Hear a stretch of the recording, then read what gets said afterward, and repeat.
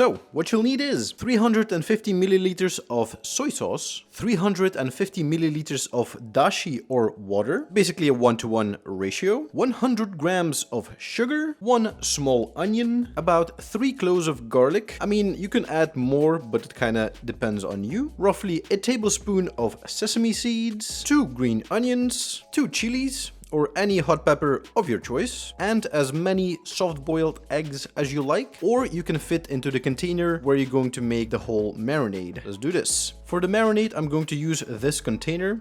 It fits around 1 liter of liquid, so let's put that aside. First, let's chop up the green onions.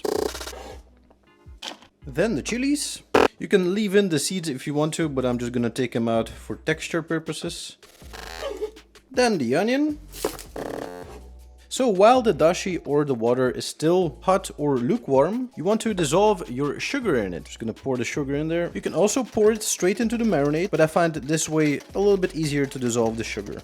Take your container full of the veggies, add the dashi, the soy sauce, sesame seeds, and of course, don't forget to crush in your garlic.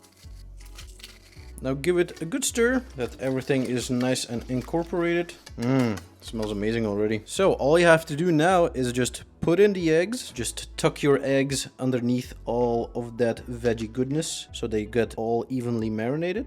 Put a lid on it and put it in the fridge for at least 20 minutes. The longer you marinate the eggs, the better, but make sure not to over marinate them. Otherwise the egg structure will start to change a little bit, and yeah, you don't want that. You don't want that.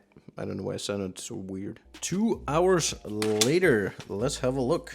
Oh yeah, look at this. Oh, would you look at that? Let's have a look on the inside.